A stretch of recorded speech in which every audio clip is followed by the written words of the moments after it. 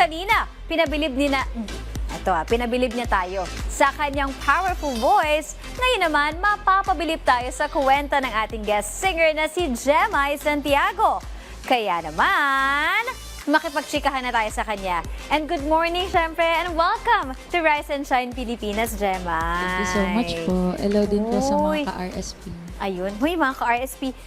Nabanggit mo, it's not your first time, no, guesting here. Right. Wow, ibig sabihin, suki ka na pala dito. Oo, sanay ka na. Ayan, you've been in the music scene since 2020. Paano mo naman madedescribe yung parang growth mo as a singer and also yung mga songs mo? I would say roller coaster talaga yung pinagdaanan ko dito. I started in when I was 15 years old. Sumali ako ng singing contest sa school para ipaglaban yung school ko itself sa division and then regional. And then doon na nag-start yung career ko. And nung nag-vlog ako, meron akong mga fan base na tumulong sa akin para makatungtong po sa music industry. And it How old started are you there. now pala? 25 po. Since 15 years old. Ibig Opo. sabihin, gifted talaga ito. Wow naman. Ang galing naman. Ayun, as a singer-songwriter, syempre na-share mo na sa mga kanta mo yung mga probably personal experiences. Right. No? Paano yung mga pinaka-challenging part? Pwede mo bang ikwento sa amin? I think the most challenging part dito is not the songwriting itself Hindi din recording. It's the recording budget na kakailanganin mo as a musician in order to release another music continuously.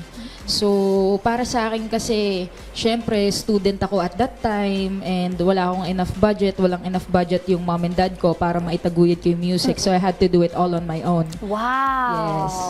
So, yun. So, paano mo siya na-manage? Kasi syempre, student ka pa lang, saan ka Right. kumukuha ng funds? So, right after ko makapagtapos sa Bangkok International School, umuwi na ako ng Pilipinas, nag-sign ako sa record label Sony Music Philippines.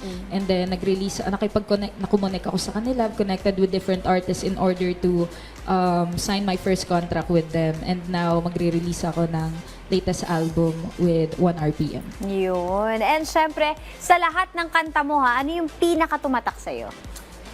For me, itong upcoming latest album, Pag Kailangan Mo. Pag kailangan mo. So, sige na. Gusto ko nang mapakinggan yan. Let's give it up for Jemai!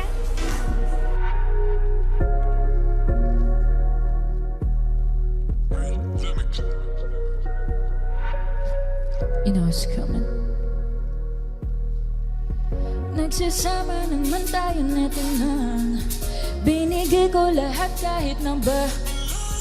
Kahit wala nang matira para sa akin, basta maibigay ko lahat ng iyong kailangan. Kaya na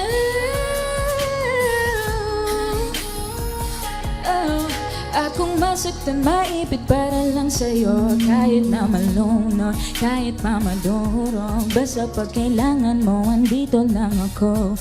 Kahit na gamitin, sirain, ang paulit-ulit, tirain, patuloy na kakap, naghihintay ako dito sa ating mundo. Maghihintay ako dito sa gitna, panonoodin kang umangat ng para bang tala. Kahit masinagan sa taglay mong ganda, handang magantay hanggang magumaga. Oh,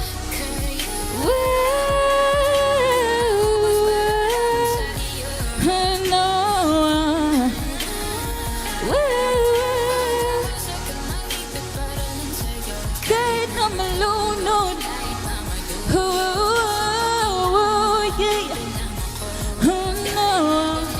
sirain ang paulit-ulit.